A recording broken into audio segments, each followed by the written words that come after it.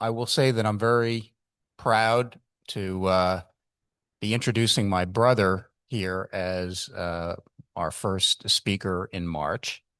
Um, when I was asked to be the monthly program chair, I immediately thought that he would be a great candidate.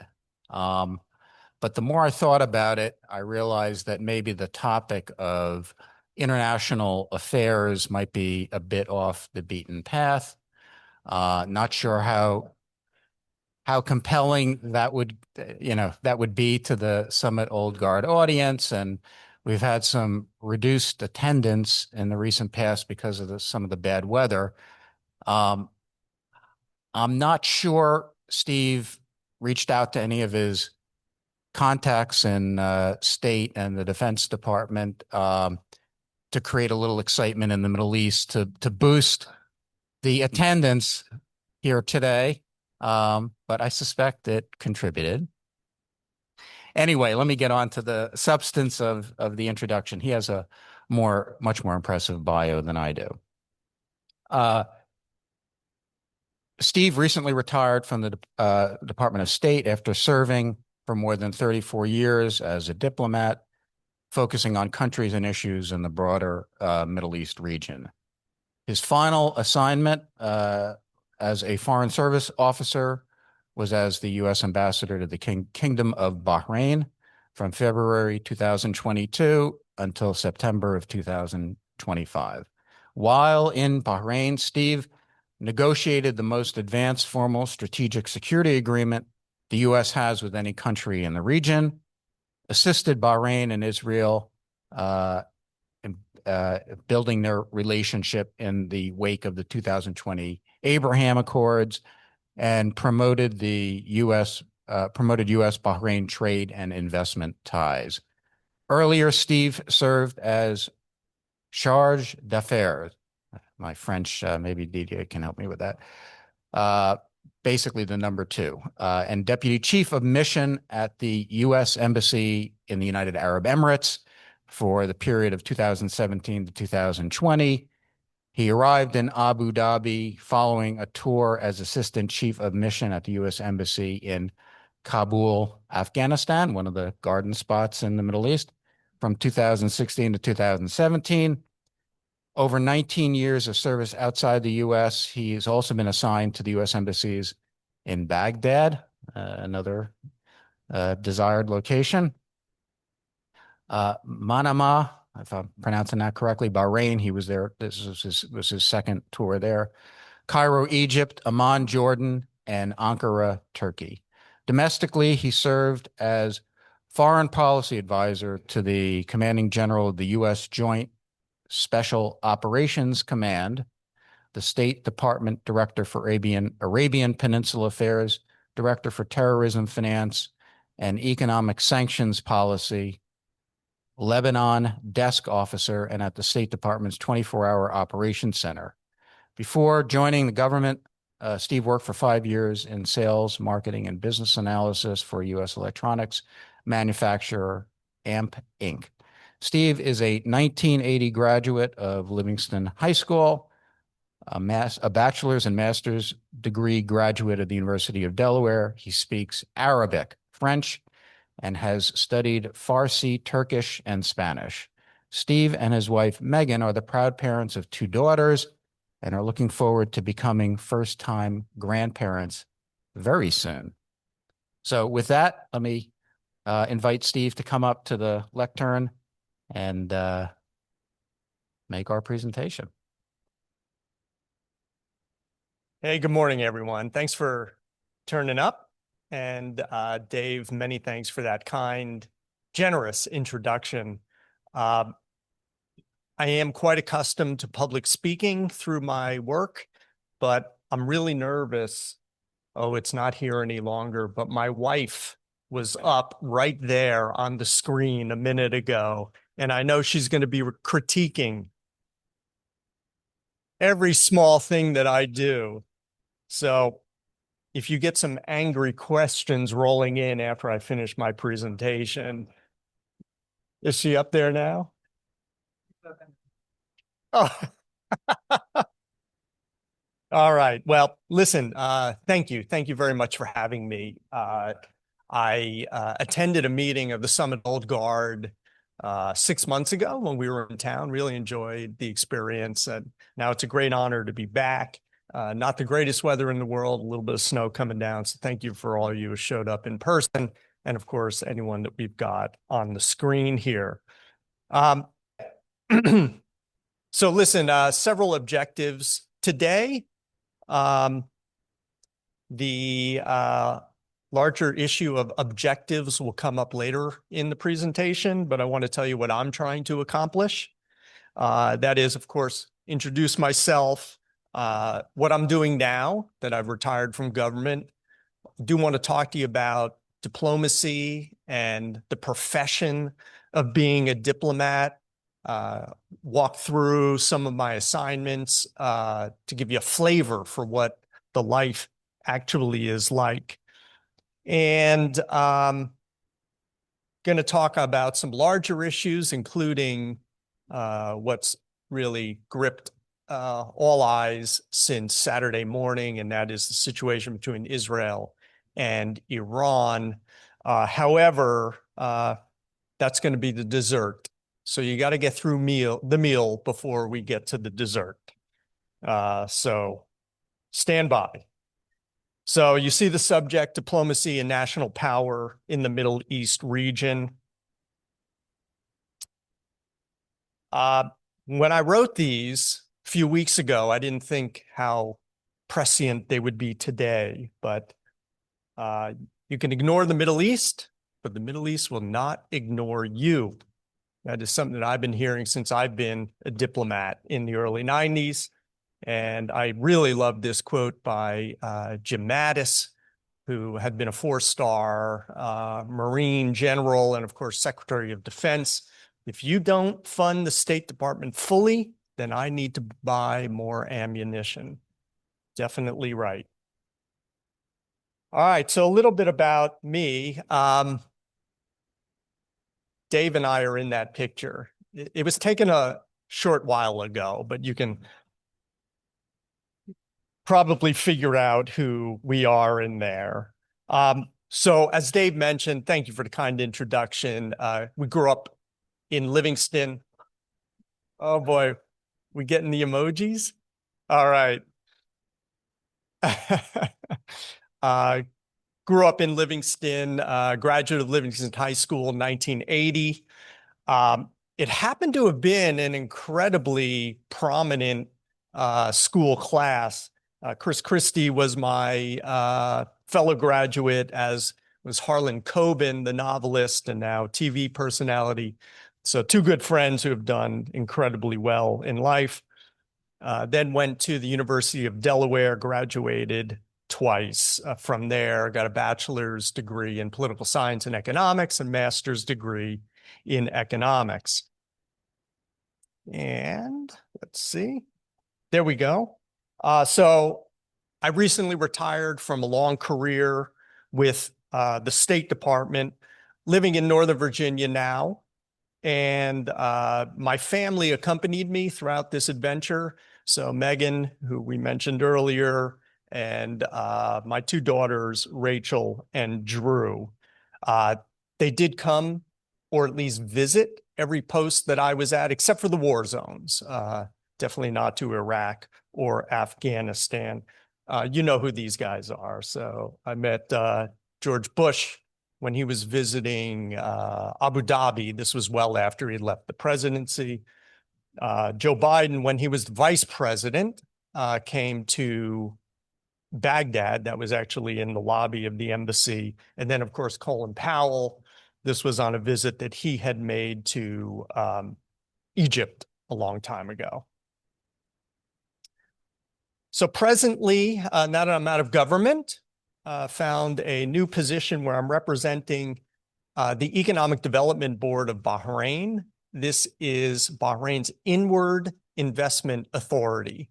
Bahrain has made a strategic decision to be extremely close to the United States of America, and they certainly are politically in terms of national security, and they want to get closer to the United States economically. So they've asked me to come on and try to promote Bahrain as a destination for American investment. And what I say is that there are 2.5 regions of the world that are growing economically. One is the United States of America. The second is the Gulf region, the GCC countries, growing incredibly quickly. And then the half, I would say, is India, which is also expanding rapidly. And so I think that with my experience in at least the United States and in the Gulf region, can try to bring these two areas together more closely economically. And so I do have business cards in my pocket. If anyone is interested in doing business in the Gulf region, if anyone has family members, let me just encourage you to come up and talk to me afterwards. No joke. There's a lot going on there. And despite the fact things don't look so great today, they will soon. Okay, so I'm going to talk about foreign policy. How is it made? It's actually a very diffuse responsibility. So, of course, you've got the president is the key decision maker on foreign policy, but then you've got the White House advisors around the president, cabinet secretaries, and then we all know the National Security Council as kind of an organization that is attached to the White House. In fact, if you look it up, National Security Council specifically means a meeting chaired by the president with all of the principal advisors to make a decision about where things should go in the foreign policy realm. But there is a National Security Council staff who really support all of those activities. Congress, deeply involved. State Department as the experts in foreign affairs, and then the Foreign Service, which is kind of what I represent, and that is the career individuals who develop regional expertise, language capabilities, a whole lot of other things, and then use that experience in order to make recommendations to the policymakers. All right. So what is the Foreign Service? So it's the diplomatic service, but the technical name is the Foreign Service, mostly the State Department, although there are Foreign Service officers who are assigned to a few other agencies, but to a great extent, it is the State Department. A year ago, I would have said there's also an agency called the U.S. Agency for International Development, which is responsible for economic development and promotion of civil society globally. Unfortunately, that no longer exists, but some of the functions have transferred to the State Department, and we're now trying to build that up. But also within the State Department, you've got generalists, you've got specialists. So the generalists are the people who you would think of as traditional diplomats. So working on political affairs, economic affairs, media affairs, a range of other things. If anyone has ever lost their passport while traveling or got into trouble in a foreign country and called the embassy, you were talking to someone representing the Foreign Service, representing the embassy to try to help you out. The specialists do all the support kinds of functions. So we're in far-flung areas, so we'll have medical staff who are posted at American medical staff who are posted at an embassy. You've got the IT people, security, budget, finance, human resources, all of the traditional things that you need in order to make an organization run. With regard to the generalists, these are the people who are potentially on the path for leadership. And when I say leadership, I mean to be either a deputy chief of mission, the number 2 at an embassy, or an ambassador.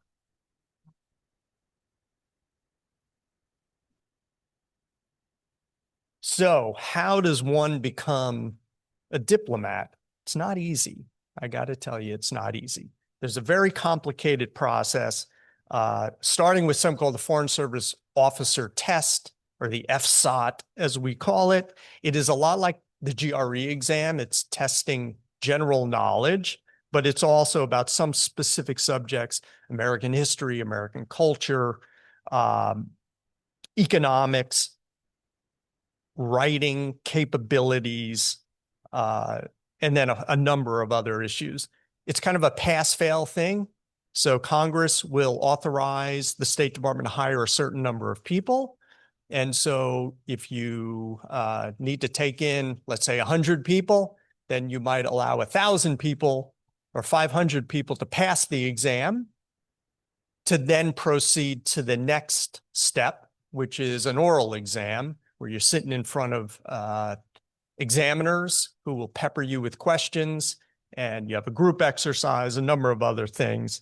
And if you pass that, then you move to kind of what we would call the suitability part, which is mostly a security background check, a deep, deep dive on whether you would be in any way exposed or vulnerable to blackmail or other kinds of pressures. And then, of course, medical. You have to be available for worldwide placement. For me, that process took 2.5 years, start to finish. So basically, you live your life as if you're not going to get in. And then if lightning strikes and you do, so much the better. And I believe what they said is that 1% of the people who take that initial exam are finally find a spot in the Foreign Service. So it's incredibly competitive. And if you want any information, not that anyone here is going to be applying, but if you have children or grandchildren or family members that might be interested, the best way just to Google Foreign Service Officer Test or join the U.S. Foreign Service. Like many things in Washington now, this whole examination process is in transition. All right. So $10 to anyone who can name each one of those flags. Most of them. All right. Good thing I brought a lot of cash. So I'm going to talk to you about kind of where I went and what I did, just to give you a sense of what it's like. Okay. So I did study political science and economics. That set me up beautifully for a career because I was hired as an economic officer, which meant that I was working on economic policy issues and trying to promote American trade and investment in whatever country that I was posted in. So the first posting, as Dave mentioned earlier, but I'll walk through it with you. From left to right, top to bottom, you got Turkey, Jordan, Egypt, Bahrain, Iraq, Afghanistan, UAE, and Bahrain a second time. And as mentioned, I was the ambassador to Bahrain before retiring. And of course, the US of A, spent over 19 years of my career working in Washington. So for us, if you're working domestically, you're pretty much in Washington. Yes, we have a mission to the UN in New York, a few other offices kind of across the country. But for us, the headquarters is Washington, D.C. So we spent a lot of time there as well. Excuse me, 14 years in Washington. So overall, was a career of more than 34 years, 19 at embassies, 14 in Washington. The 2 years in war zones, Baghdad and Kabul. Obviously, my family did not come with me to those postings. I don't know, we might get the emojis again. I did spend 4 years embedded with the United States military. So the year that I was in Baghdad, there we go. What was it? Was it the scared face or the laughing face? All right. 4 years embedded with U.S. military. I know a lot of you have spent time in the military. So in Baghdad, I was embedded with an organization that was trying to, through negotiation, pacify the situation. I'll get more to that later. And then the 3 years that I was the advisor to the commander of the Joint Special Operations Command, which is the highest end special operations unit in the United States military.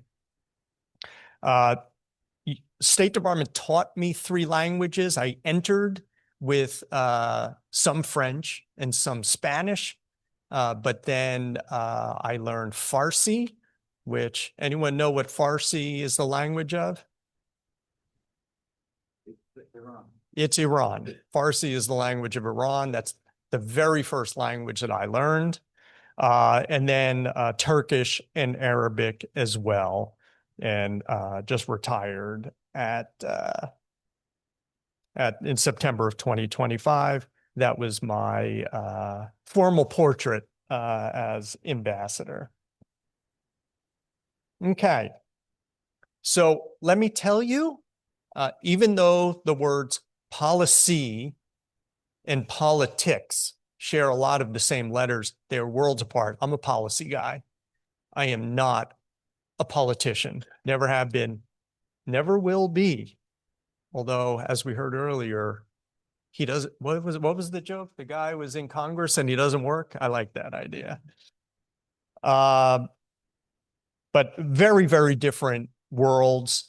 But when you are pursuing the position of ambassador, you really get a deep dive on the American political system. So it is a unique assignment process. You have to be, first of all, selected by the Secretary of State, get approval by the receiving government. In other words, whatever government you're going to be assigned to, they have to give you a thumbs up. You then would be nominated by the president, affirmed by the Senate Foreign Relations Committee, and then finally confirmed by the full Senate. Traditionally, 2/3 of all ambassadors are career diplomats like me, and 1/3 would be non-career diplomats, or let's say political appointees.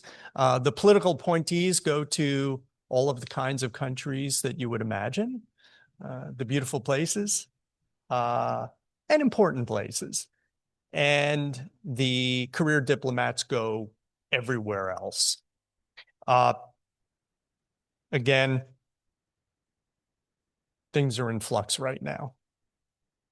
Under the Trump administration, there have been massive changes, a lot more political appointees, fewer career nominations, and instead, in fact, the administration is using a lot of acting ambassadors. In other words, someone who is just assigned to serve as the acting ambassador, or as Dave said earlier, chargé d'affaires.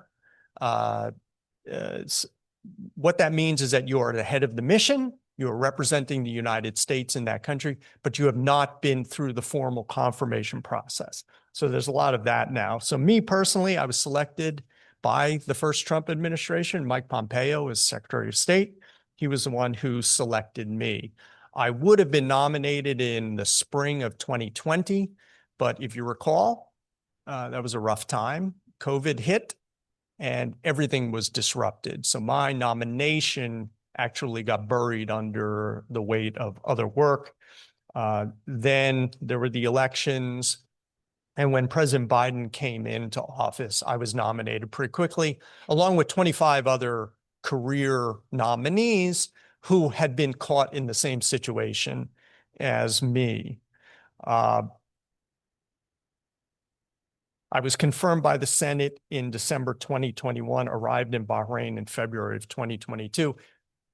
Just like the process for me to join the State Department took 2.5 years from when I was selected by Secretary Pompeo until when I finally got out to the country. You got to have patience.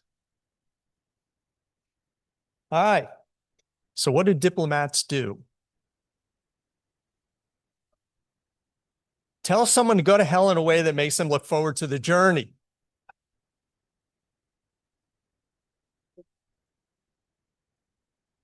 Supposedly that's Winston Churchill. I totally believe it. Totally believe it. Uh, but unfortunately, that's not what we do, even though it sounds beautiful. The objective, very simply, is to try to convince the host government and the people of that country to support the United States point of view. Look, a lot of you have been involved in business. You can negotiate a deal that is one-sided in your favor, okay? But it probably means that person that you talk to is never going to do business with you again. That is not what we do as diplomats. What we try to do is to work things in a collaborative way so that it's a win-win situation where minimum needs of both sides are met, and you look forward to continuing to work with that country, that organization, that government, whatever it is. So this is the essence of diplomacy, trying to find common ground and a joint way forward on whatever the challenge of the day is. It could be war and peace, which we're seeing right now, trade and investment relations, combating transnational threats like terrorism, climate change, and disease, issues at the UN and the UN Security Council, arms control, preventing nuclear proliferation, economic sanctions, etc. This is very much a sales job. You know, my last position in the private sector before I joined government was in sales. People said, what the heck is the connection between the two? They're exactly the same. There's a difference in what you're selling. But let me tell you, the elements are exactly the same. You got to build a relationship, and then you have to work to achieve your objectives. Okay. So as a diplomat, as an ambassador in particular, oh, by the way, this is the Crown Prince and Prime Minister of Bahrain, Salman bin Hamad Al Khalifa, shaking hands, of course, with Tony Blinken, right after they signed that strategic security agreement that we had discussed. And for the gentleman who is visiting from Colorado, whose friend was at American University, I'm guessing it was him. All right. So Crown Prince Salman is a graduate of American University.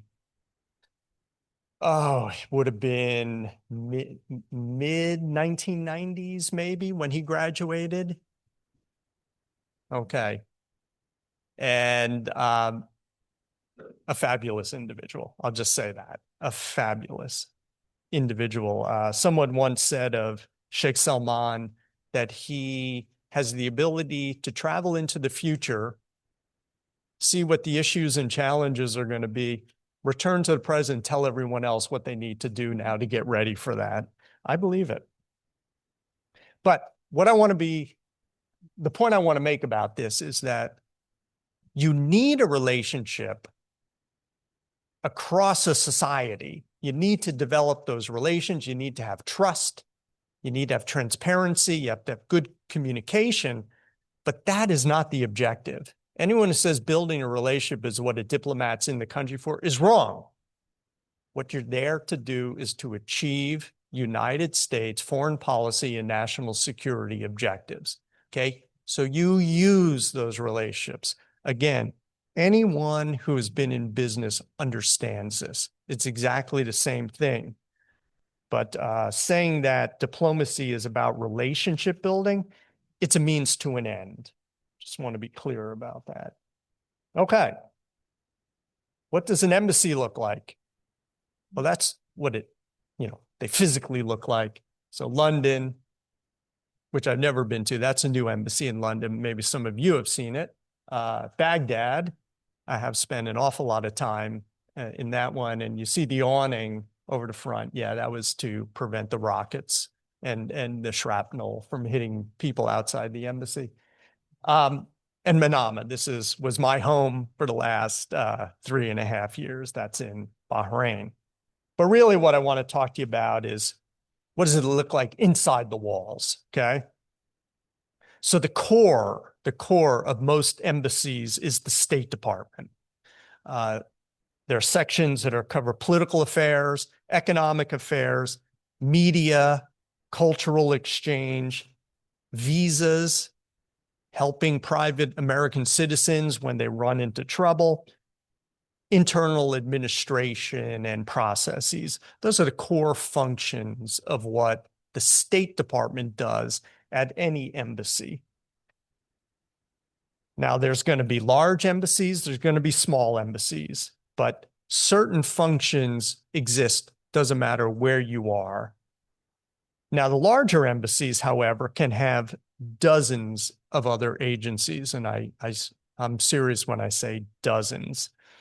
You can have so many different flavors of military presence, intelligence, law enforcement, the U.S. Department of Commerce, the U.S. Department of Agriculture, the Department of Treasury, Marine security guards, okay? The Marines have had a program with the State Department going back 100 years. So basically, the people who protect the insides of any embassy are Marine security guards.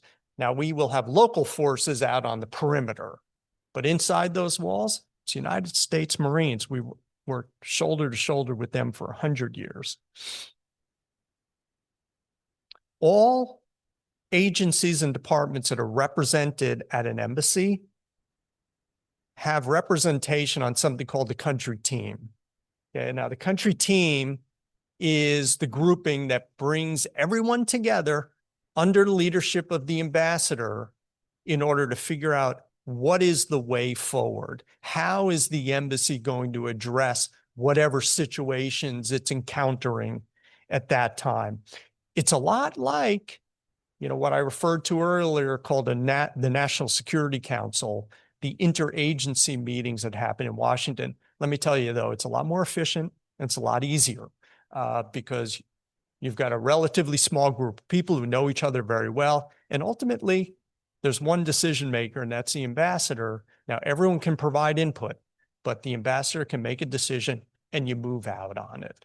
So it's a very good situation. This country team concept is shared input, shared awareness, and shared responsibility. It's a really critical function. I should also mention, by the way, at an embassy, anywhere from 40 to 50% of the employees are also going to be local hires. Okay, so you've got a lot of people from the United States, but then you've got the people who are the institutional memory, who are there on an enduring basis, and those local hires make sure that we get a lot of the things done. Now, they would not have security clearances, so they would not be involved in the sensitive discussions, but they are a critical element to any embassy. The size can vary from small to huge. Small embassy might have 10 to 15 employees, very small. When I was in Kabul, which at the time was the largest embassy in the world, I had 6,000 people working for me, which is extraordinary. I didn't know them all. But we had a very good supervisory system, but that was a massive embassy. When I was in Abu Dhabi in the United Arab Emirates, had about 1,000 people working for me, both in Abu Dhabi and in our consulate in Dubai. All of this is in contrast to Bahrain, which had about 215 employees, which in the State Department view, it's not a small embassy. It's not a medium-sized embassy. It's somewhere in between. I think the best way to call it is it's a medium rare embassy. Okay, you get my point. All right. Pardon me a minute.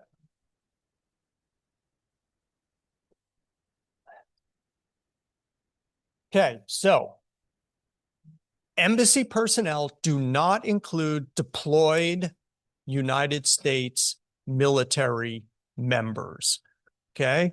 So I did have plenty of military working for me in Bahrain, but they were there for the diplomatic mission.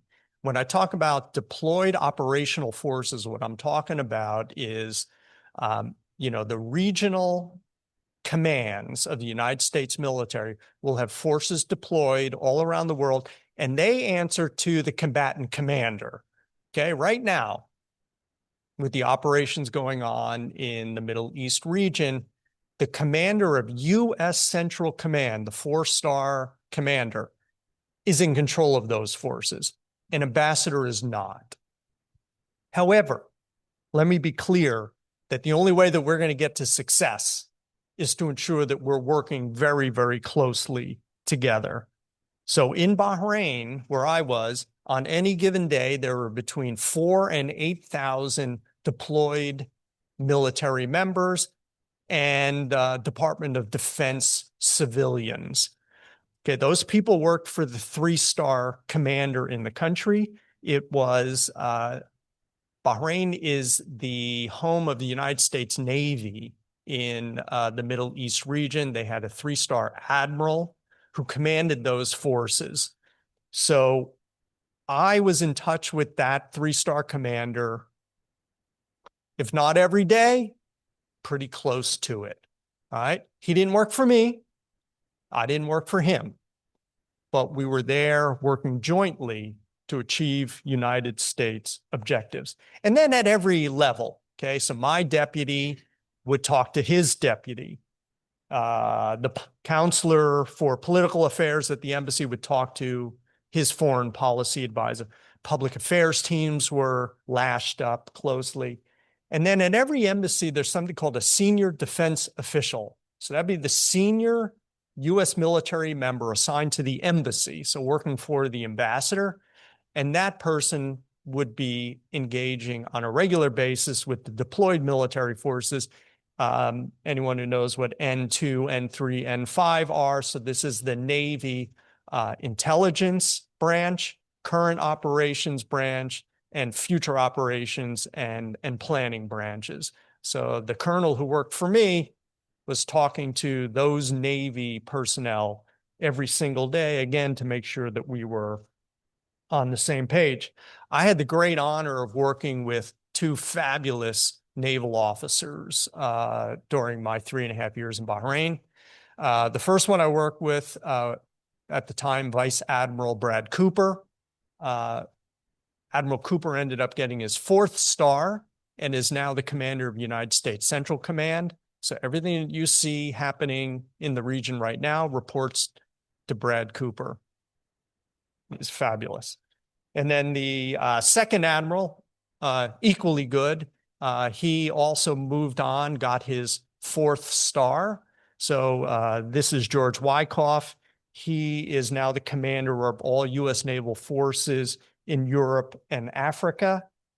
And just as a side note, George is from New Brunswick.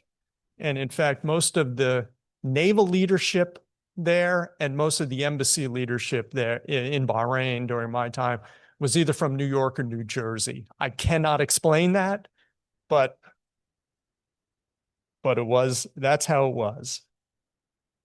So what would we work on? I mean, right now, the ambassador, my successor, and the current commander of Navy forces are going to be in constant communication. But during my time there, a few of the things were, we had a round of hostilities with Iran in June of last year. There was a deep concern at that time the Iranians were going to hit Bahrain. They didn't, but we were working very closely to ensure that we were well protected. Of course, October 7, 2023, this is when Hamas launched its range of terrorist attacks on Israel. That really shook the region, and we were in constant communication about that. And we'd also consult on how to work best with the Bahrainis, be it the government or their own military forces. Okay. So no presentation by a U.S. government official can resist acronyms. You will often hear what's called DIME, okay? These would be the elements of hard power that the United States can impose, can present. Diplomacy, intelligence, military, economics. Okay, this is the way that if we need to apply pressure to governments to come along with us, we can use kind of the give and take, the back and forth of the elements that are described here. And this is a very common construction. And I should have said earlier that really in the diplomatic realm, what you want to do is persuade the government you're dealing with. You want to persuade them to come along with you. You don't want to have to coerce them. But coercion is a legitimate part of diplomacy, and we do it all the time. But ideally, you're going to get someone to come with you willingly. Okay, but also there's a whole nother aspect to the US government and United States presence overseas. And this is not a great acronym because I coined it myself and it isn't great, but let me walk through it with you. I think the other one, diplomacy, intelligence, military economics, everyone understands what that means. May not be clear, but I do want to stress just how important it is. In the end, these elements actually might be more important than the hard power. So when I talk about culture, the American dream matters. People see the United States as a way to improve their lives, as a way to get ahead. And that is pervasive wherever you go in the world. People see the United States as a shining example. We are the home of innovation. We are the home of technology. We have great influence through that. Let's talk about character. Okay, every American is different, but to a great extent, we're friendly, we're open, we're accessible. We like to meet people from other places. We like to find out about other people's lives. Not everyone's like that. When you travel overseas, you may have had the opportunity to talk to locals in whatever country you're in. That's an important element of the American character. Education. I do not want to underestimate the impact of American education. So we were talking earlier about the Bahrainis who came to the United States for education, for higher education. That's the whole world over, okay? And what is the element, the critical element of American education? It is critical thinking, the ability to question assumptions. That's rare. In most educational systems, students are expected to absorb the teacher or the professor's point of view. In the United States, no, we want students to challenge us. That, again, leads to greater outcomes than just simply accepting what someone else has to say. I really need to emphasize this. If we close off our borders from foreign students, we are doing ourselves a great disservice, because those individuals who studied in the United States 40 years ago are still living with the United States in their heads. And it's helping them to make decisions that are more in line with what we might want to do. Entertainment. Yeah, I mean, I couldn't believe it. There is a huge group in Egypt that loves professional wrestling. I couldn't believe it, but yes, there are. So the impact of television shows, streaming services, Hollywood, American sports, all of that, it has a huge impact. And then finally, media. Our media, wherever you go, educated people are going to read the same newspapers, the same commentaries, watch the same news programs. These are all elements of soft power of the United States that helps bring countries and governments along with us without forcing them to, but their minds click in the same way that ours do. So diplomats absolutely facilitate the exercise of soft power as well as hard power. All right. So now we're going to, I'll try to walk through some of the places that we've been and give you a sense of a couple of things that I worked on in each of these countries. So Turkey.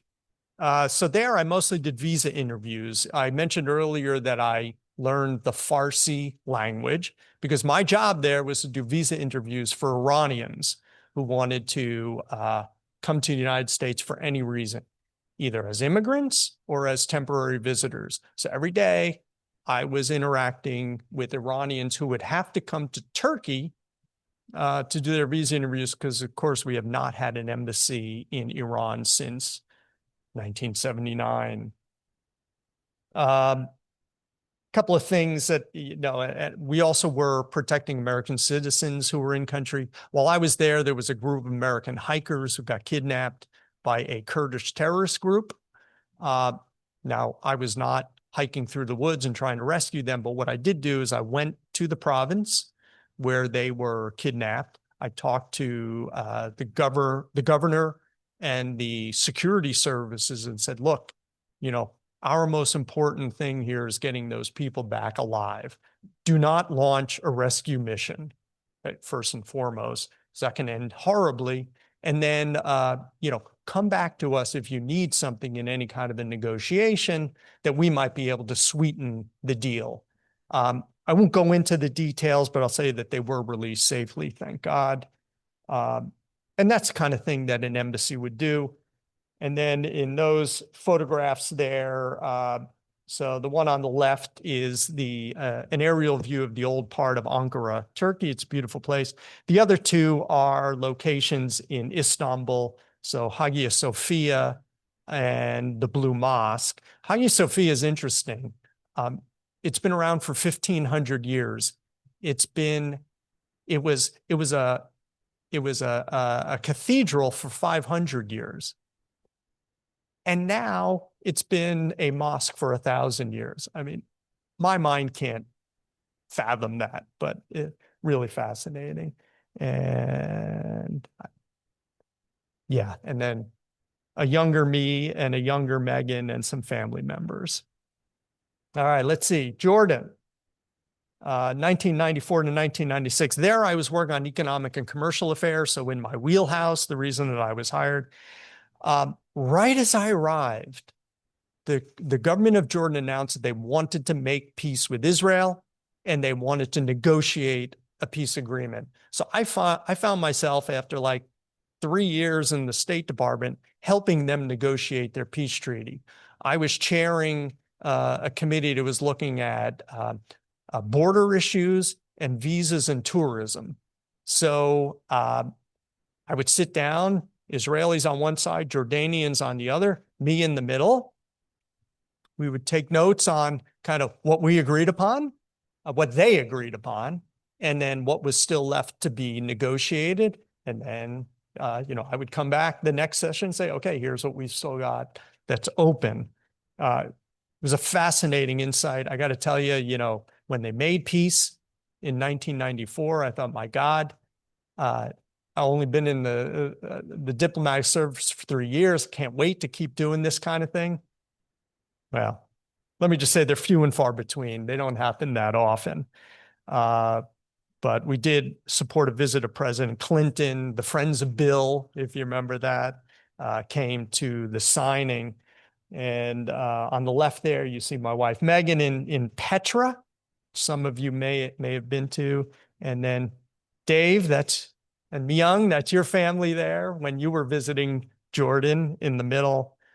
And then, of course, and the third photograph is at the peace treaty signing between the King of Jordan and Prime Minister of Israel. That was Yitzhak Rabin and King Hussein. All right, over to Egypt. We were there 2000 to 2004. Again, I worked on economic affairs. I was a trade policy officer and also studied Arabic for a year in Egypt. These were momentous times if you look at the dates, okay? So I was in Cairo at the time of the 9/11 attack and the resulting war into Afghanistan. The lead 9/11 hijacker was from Cairo. And this led to some surreal coverage of the newspapers in Egypt, quoting that hijacker's father saying, no, he wasn't involved. I just spoke to him on the phone the other day. No, wrong. But it was just an unwillingness to accept reality. But it was a very tense time. And then not long after, of course, the United States led the invasion into Iraq in March of 2003. I was actually my wife and I actually were both part of a 24/7 task force at the embassy in Cairo that right when we struck Saddam, the way the war launched was some missile attacks. And within a couple of hours, we had like 10,000 people converging on the embassy. It was a pretty tense moment. Thank God they didn't try to scale the walls. We had young children at that time, and you know, we many great memories, but it was a rough period. So the left photograph is the Citadel in Cairo, and in the middle is my young family. Outside the pyramids, obviously, and the Sphinx. And then the third photograph is actually in the center of Sinai. That is the St. Catherine's Monastery at Mount Sinai, where, you know, the Bible says, which is where Moses received the 10 Commandments and so on. It's great to visit there. All right. So I served twice in Bahrain. The first was about 20 years ago. There, I was head for political economic affairs and helped negotiate a free trade agreement. So the photograph on the left is President Bush signing that free trade agreement with Bahrain. And a lot of my work at that time was trying to allow the agreement to enter into force. Basically, at that time, Bahrain had a lot of elements of the boycott of Israel in their government contracts and documents, and we had to remove all that before the agreement would come into effect. So that's what I really spent the bulk of my time on. In the middle is, again, my two kids in front of the Tree of Life, which is one of the symbols of Bahrain. And then on the other side is the Citadel there. Okay. These are the badass Steve photographs, okay? So spent the year in Iraq. I was the only civilian in a military organization. Uh-oh, what did we get? Another emoji? Oh boy. All right. So I was the only civilian in a military organization that was trying to promote reconciliation. So what we were trying to do is seriously sitting down with the leaders of militias who were fighting us and trying to convince them, pressure them, coerce them into stopping that fight.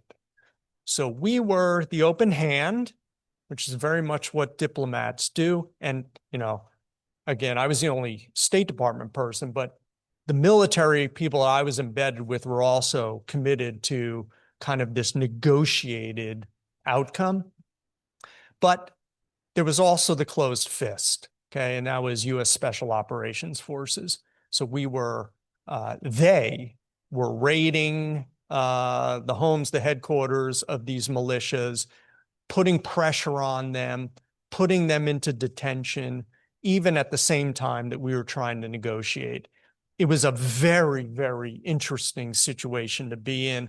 I will never Never before, never after had I done anything quite as expeditionary as that. But, these are people who had blood on their hands, American blood on their hands. I would say that we were marginally successful, not wholly successful, but yeah, that's not unusual in the diplomatic realm. Yeah, so the photographs, so the Army teaching me how to shoot a weapon. This must have been, I don't know, M14, I guess. But you see lying on the ground behind me is something called a SAW, squadron assault weapon. Man, that thing was strong. The throne photograph is actually in Saddam's primary palace, which the US military made its headquarters. And so everyone needed a photograph sitting on Saddam's throne. And of course, the famous photograph of the crossed swords in downtown Baghdad. All right, so I've really been talking about my overseas assignments, but just want to touch upon with the Joint Special Operations Command. So the command is based at Fort Bragg in North Carolina. I was actually in the DC area because they wanted me to, number one, advise the commander, which I could easily do by secure phone or video conference every day, but they also wanted me representing the command in the civilian agencies in Washington. So this was 2013 to 16. I actually worked for three commanders, names that you may or may not have heard of. They were all 3-star at the time, but all got their 4th star: Joe Votel, Tony Thomas, and Scott Miller. So what does the Joint Special Operations Command do? It's referred to as JSOC. So I'll just say JSOC. This is the highest end Special Operations Command in the United States military. So you've heard of storied organizations like Delta Force, like SEAL Team 6, U.S. Army Rangers, the 160th Special Aviation Unit. These are the kinds of people who are carrying out JSOC operations. It's all about hostage rescue and then capture or kill operations for high-value targets. This was a very interesting organization to work with. They understood the link between a tactical operation having a strategic impact. So for me, as the diplomatic advisor, it was really easy for me to explain, you can do it that way, but let me tell you, you're never going to be invited back into that country ever again. Let's find a better way to do it. They got it. They got it, to their great credit. Something that we worked on at that time, this was the time of the spread of ISIS throughout Syria and Iraq. So JSOC was right at the cutting edge of pushing ISIS back. We ended up coordinating and partnering with a Syrian Kurdish organization called the YPG in order to fight ISIS, and ultimately with all success. So the pictures on the left and on the right are in a town called Kobani. It was right up against the Turkish border. It was the one small speck of northern Syria that was not controlled by ISIS. From there, we built out and eventually were able to push ISIS, well, not destroy them, but certainly to marginalize them. And then the photograph in the middle is of a guy named Ed Byers. So he was a SEAL Team 6, and ended up getting the Medal of Honor for true heroism in a hostage rescue in Afghanistan. I knew him as Ed, who sat a few cubicles down from me. I had no idea of the heroism that he demonstrated. He ended up getting the Medal of Honor after I had departed that position. But, the quiet professionals, these are people who do their job and don't try not to draw too much attention to themselves. But it was a real happy moment for me when I saw what he had done. All right, Afghanistan. So there I was the assistant chief of mission. I was basically the COO of this massive 6,000 plus member embassy. I led the embassy responses to a number of different crises, terrorist attacks, security incidents. Uh, I did meet with many Afghan political leaders, including President Ghani and the people around him. And I'll tell you right up front, I wish that I had had better foresight. I did not see how fragile that government was. I wish I could tell you otherwise, but I can't. I did not think it was going to fall as quickly and as completely as it did in August and September of 2021. Deeply sad for me to see that. Thankfully, a lot of people I worked with were able to get out in one way or another. So the photographs here, the one on the top left, that actually was the view from my apartment, from right down there in Kabul, looking at the snow-capped mountains. The photograph to the right was the 15th anniversary of 9/11. Let me tell you, it was a very moving place to be, considering that the 9/11 attacks were launched from Afghanistan. That is with the four-star military commander, the ambassador, ambassador's wife, and then the special representative for Afghanistan and Pakistan, and then a younger me at the ceremony marking the 15th anniversary of 9/11. The lower left, badass Steve. I don't know, just having fun. And then the photo in the bottom right is one that it really makes me happy. So the temple that I'm a member of in Northern Virginia wanted to do something to help. So we started this operation where they basically bought a lot of backpacks and school supplies and sent them over to me in Afghanistan. So it came to the US Embassy. I handed these items off to the US military, who then worked with the German military, who had very good relations with a Catholic monastery there, who worked with the local Boy Scouts and Girl Scouts to deliver those backpacks to young Afghans. So I love this photograph because just here's this random Afghan girl so happy to be wearing the backpack she received from my temple in Northern Virginia. It's a nice story. Okay, UAE, 2017 to 20. So I was the acting ambassador there for 2 years, and then the final year was the deputy chief of mission. Any Yankee fans? You might recognize Mariano Rivera there. He came to visit.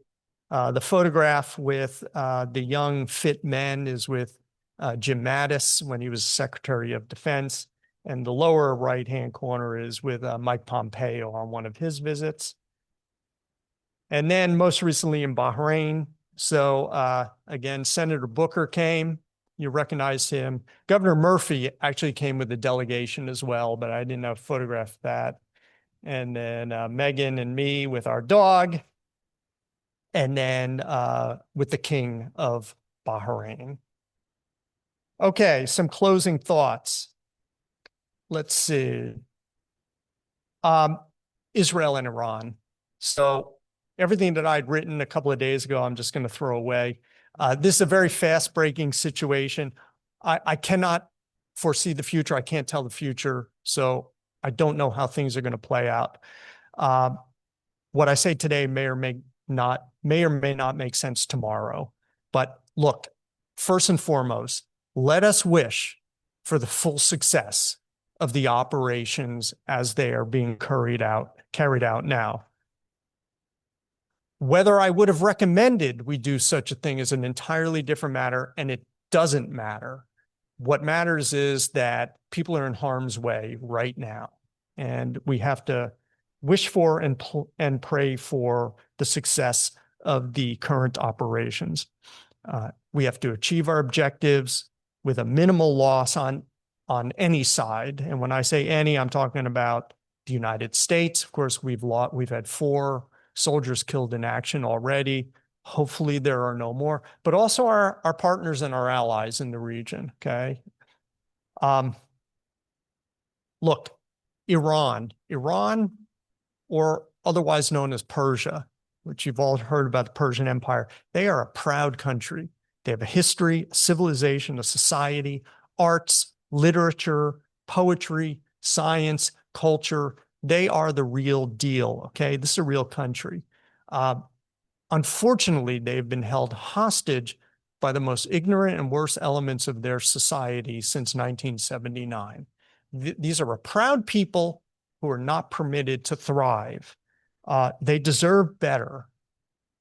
Their neighbors deserve better. I mean, one of the founding elements of the Islamic Republic of Iran is spreading the revolution.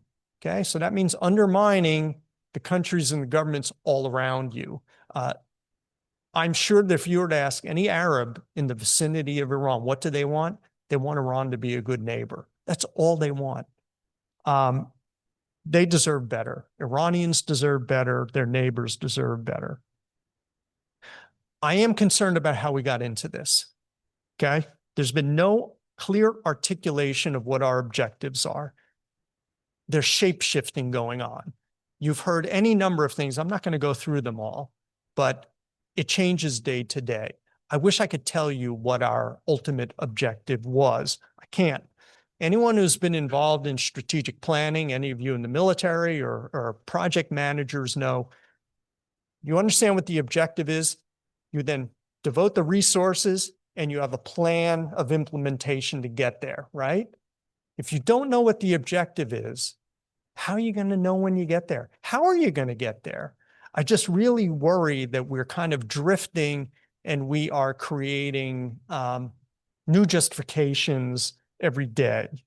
The best articulation of objectives that I've seen in my career was Desert Shield, Desert Storm. We knew what we were going to do. We put the forces in place. We achieved it. We got out. Okay? I sincerely hope that's what happens now. We've heard a lot about regime change. Good. The Iranian regime is evil. Yes, they should go. But how? That's the question. How? Iran's leadership it's a distributed model of leadership. There's no single person who really has control. We know that there is what they call Supreme Leader Ali Khamenei, who was killed the other day. Yeah, I guess you could say he was a leader, but without all of the forces who were supporting him, he would have been nothing. He would have been window dressing. So understanding taking out one guy or even a group of people is not going to mean that that regime collapses. People might change, but what are the power centers? There's a government, there's a president and ministers and all of that. There is a parliament. There's the Revolutionary Guard Corps, the IRGC. They're serious people and they're very dangerous. There's the Besiege, which is the internal security forces, usually in plain clothes. There's the clerics. There's what I call the military industrial complex. In other words, industries that report to the military and they make tons and tons of money. If you're talking about pulling down the regime, this is a dictatorial system, not one dictator. It's not as easy as taking out one individual. Now, if you can weaken that regime, which clearly we and Israel are doing right now, then you might find a way that the people might be able to rise up. But again, what's the plan?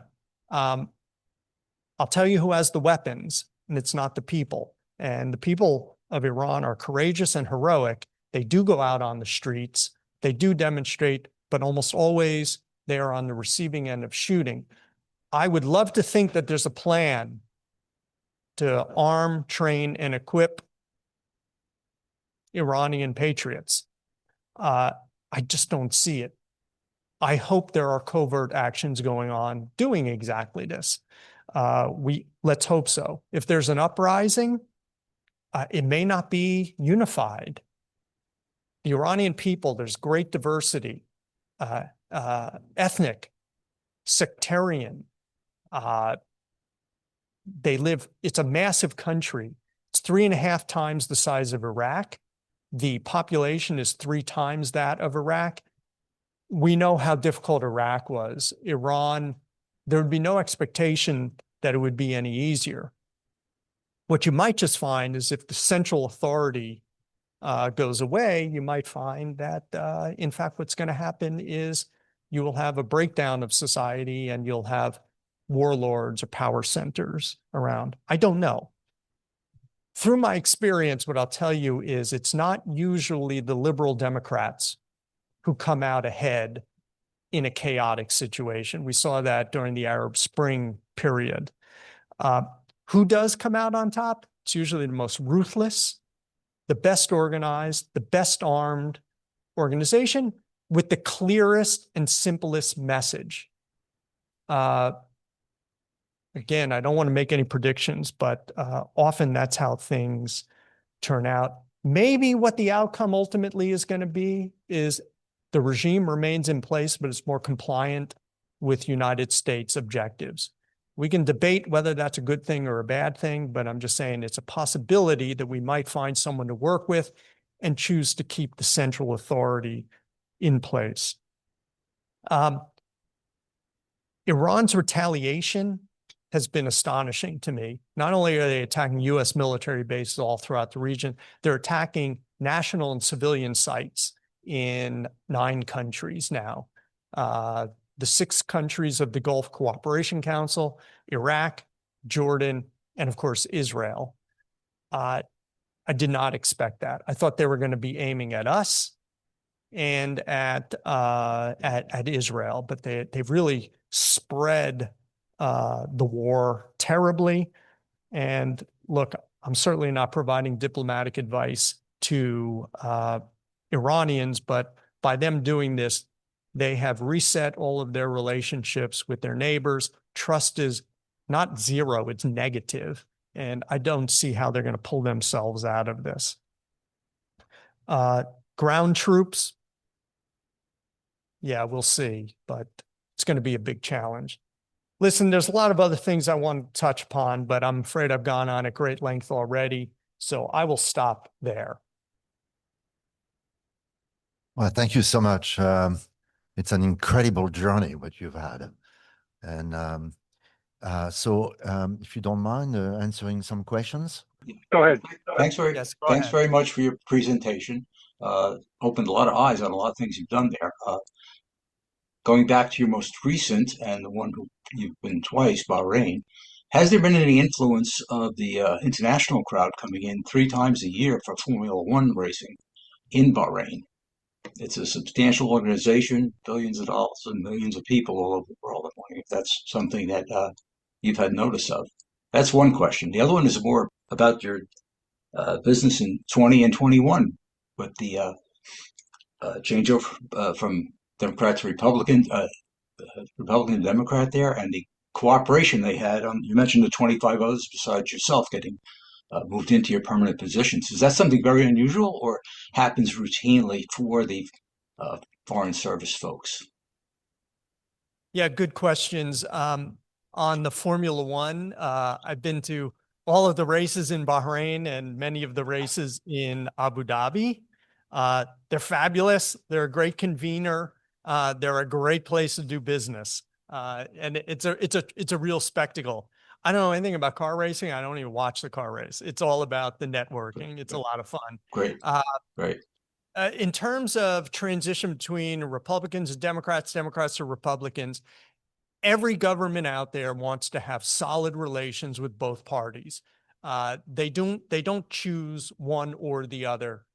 I don't want to say that completely across the board, but any government is going to want to have an enduring, strong relationship with the United States, regardless of who is in power. And they're going to always have outreach. Like When Biden was president, I'm sure that governments were reaching out to Republican leaders. And now that Trump is in office, I'm sure that governments are also reaching out to Democrats. It's just how it works. Just want to point out that Persians are not Arabs. That's one thing. Do you go through training as far as religions go? Because if, let's say, Muslims, there are different type of Muslims. Do you have understanding Sunnis and others and all that stuff?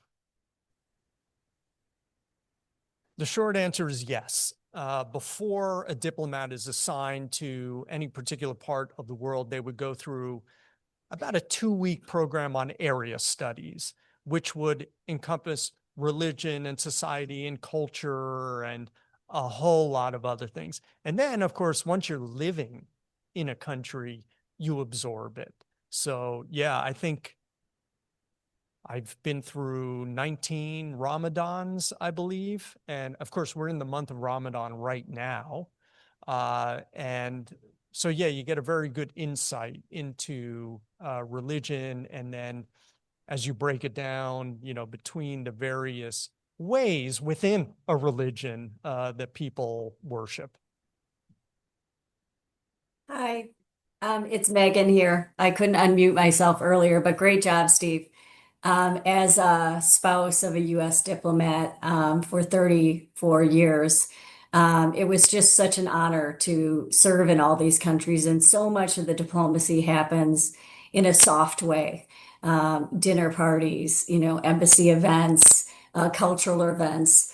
Many times people say, what's your favorite posting? And each one of the postings had a unique place in our family's history. And, you know, I was lucky enough to work both in government jobs. You know, I was part of the Middle East Economic Summit in Jordan, when Jordan made peace with Israel, bringing the different parties together. So that was really awesome. So they all have a place in our heart. And I say about Bahrain in particular, it reminds me as a gal who grew up in the Midwest. I say it's like the Midwest of the Gulf. Super welcoming. Anyway, sorry about if my emojis were distracting, love. You did great.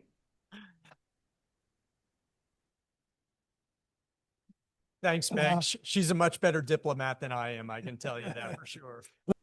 Keep this one short. I have thousands of questions, but just two. Ever since 1948, when the State Department was essentially against Truman recognizing Israel, there's been a bias against Israel in the State Department that's continued at least until the beginning of this century.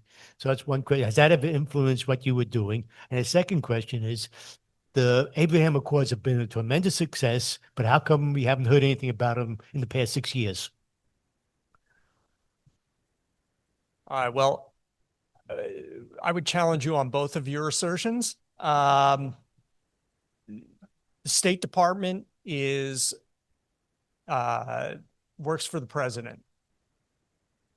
It's a very top-down organization, and the president will set the foreign policy priorities. And I can tell you that as a strong supporter of Israel, my whole career has been in and around Israel. I've not seen the bias that you allege. I also don't know what you mean by not having heard anything about the Abraham Accords for 6 years. If you had come to visit me at the embassy in Manama, and I wish you had, you would have seen we publicly posted our priorities so that we all knew what our objectives were, what we were trying to achieve. And right up there at the very top was the United States Embassy should be helping our two best friends in the Middle East region, Bahrain and Israel, to build their relationship. So maybe it's not happening on the headlines, you know, on the front pages of newspapers, but the hard work of implementation goes on all the time. I can assure you of that.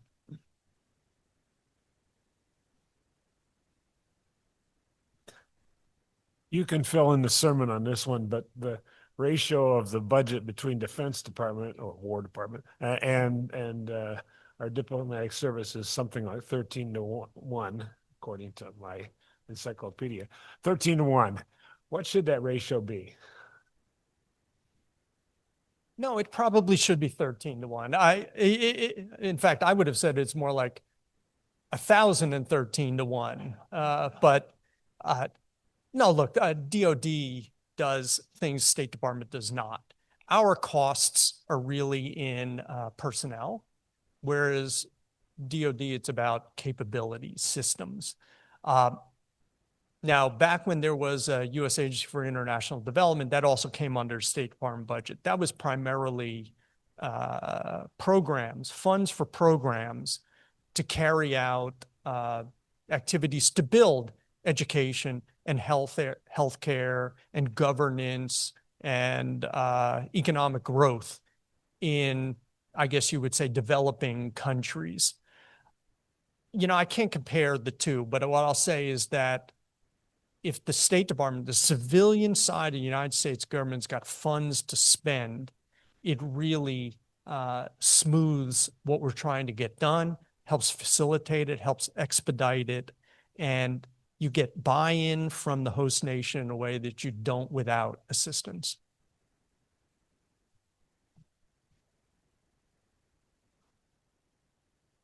Thanks for a great talk. I want to ask you, when you had your acronym about soft power, I was surprised that you did not mention aid, especially health care aid, like in Africa. Was that an oversight, or was that because in the Middle East you were dealing with relatively wealthy countries? Is there, in fact, any of that type of aid to those countries? Excellent question. I did mention aid, but not on that particular slide. So aid really, to a great extent, is a governmental function, at least it was, whereas those other elements that I was mentioning were more cultural, about American society. But yeah, I mean, just like the earlier question about State Department budgets, you know, any kind of assistance, any kind of programs that is targeting economic growth, healthcare, education systems, governance, civil society is going to help develop a country in a way that they're going to be more aligned with the United States interests. When I was in Afghanistan, you know, I did oversee the USAID programming there. They got out into parts of the country. They were engaging people that I never would have, because you're out in the provinces, you know, and you're leaving a good image in someone's mind about what the United States of America is all about. So my question is about the United States history and conflicts in recent years, and our inability to understand what we're doing and where we're at and all that sort of thing. I spent 25 years with Exxon all over the place, including a year in Libya in the late 80s. So my question is, Libya is a failed state now because we went in there, we won a battle, but we didn't win a war. We didn't normalize the place. So my question is, with all of these conflicts, Afghanistan, Iraq, why didn't we leave the Ba'athists in charge in Iraq? And the only thing the administration has done recently in Venezuela is to leave the revolutionaries in charge. So there may be some hope for Venezuela. But Libya today is a completely failed state because we didn't recognize the end game. Could you comment on these? Couldn't agree more. Couldn't agree more. I think what we ought to learn is humility. You can't go in and just by the stroke of a wand change a society. People here generally are older than me. You have first-person memories of Vietnam. Not all that different, right? We knew what we wanted to get done, but how do you do it? And let me tell you, every time the United States enters a situation, we change it. You know, we're not a neutral force.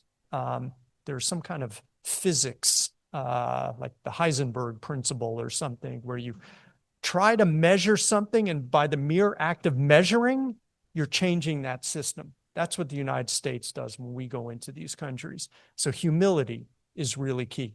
Best way to achieve results is to work with local actors. There's no doubt about that. People understand the society, the culture, the background. But whether they're going to be aligned with what the United States objectives are, that's a whole nother question. But it's difficult work. Great talk. Thank you. In 2015, we had a deal with Iran, JCPOA. What is your opinion of the effectiveness of that deal? So the JCPOA was very, very effective for what it was designed to achieve, which is to limit Iran's nuclear program. If you look at the situation through those very tight bounds, it did a very good job.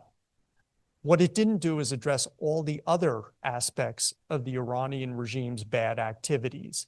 And what I'm talking about there is terrorism, supporting proxies to undermine governments all around them, violating their own citizens' human rights, ballistic missile program, the drone program.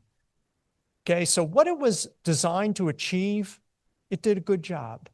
I think that there was hope that it would then spread to other elements of the Iranian regime's behavior. It didn't. It didn't. But one of the objectives of the current military operation was to stop the Iranian nuclear program.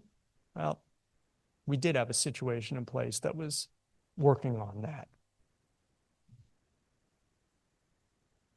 I hope you can answer this quickly, but how would you compare going forward the diplomatic programs of China versus the United States at this point in time throughout the world? Yeah, great question. Thank God we have another hour and a half to talk here.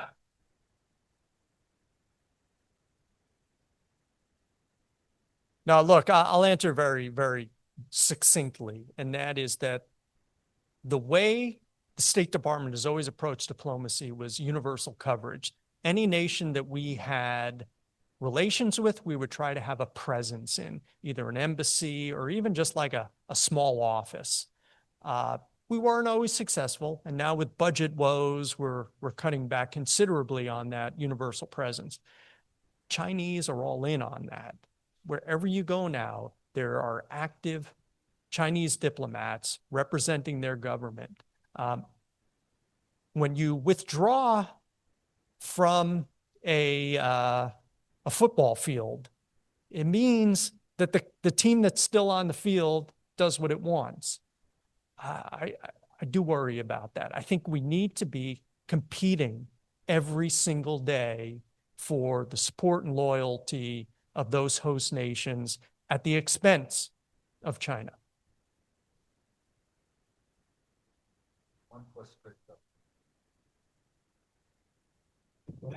Wonderful talk. Thank you. Just one quick historical question. I'm sorry, this probably doesn't have a short answer, but you can give one anyway.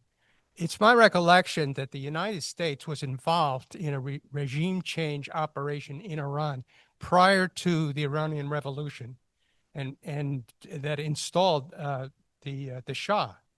And it was a kind of a sorted operation that the United States carried out.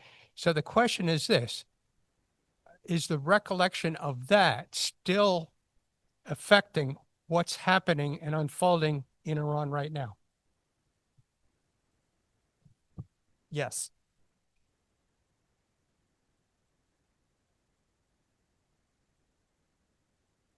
It's ancient history for us. For Iranians, it is yesterday. Yeah, so basically we removed an elected prime minister, Mohammad Mossadegh, and reinstalled the Shah back in the leadership of the government. He had already been, and then he had left, and then we put him back in. But that kind of overt interference, interaction is something that Iranians resent and they remember. Did we do that? John was cozy with the oil company. Yeah, 1953. It was before my time, but yeah, there's great books to be read about that. And by the way, the guy who carried out that operation, the leader of it was named Kermit Roosevelt, who was a son, I believe, a son of FDR. Very last question. Related to what's just been discussed, I've heard reports in the media that the son of the Shah is a plan to come in and help Iran become what it should be. It reminds me, if you could compare it to a gentleman by the name of Ahmed Chalabi, who had great plans and was going to go do great things. Could you compare those two? You know, I had lunch with Ahmed Chalabi once in Baghdad. I was lucky to leave with my watch and wallet.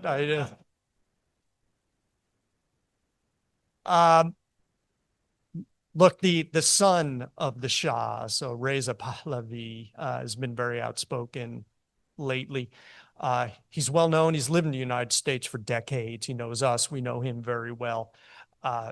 Whether he could serve as a unifying figure in any kind of opposition to the Iranian regime, I don't know. That's up to Iranians. There are many, many, many who will say, yes, he's exactly what we need.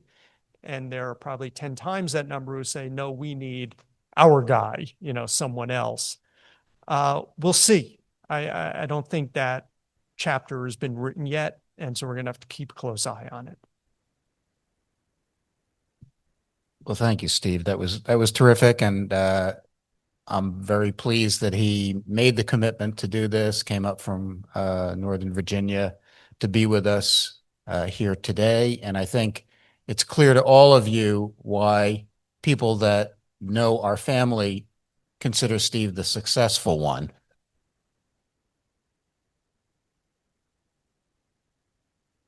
Anyway, in the tradition of the Summit Old Guard, we present you with a certificate of appreciation.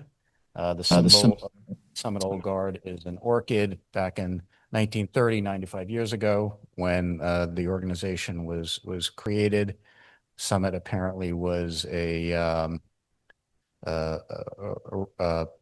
center of orchid growing on the East Coast. So it's something that we've adopted as our symbol.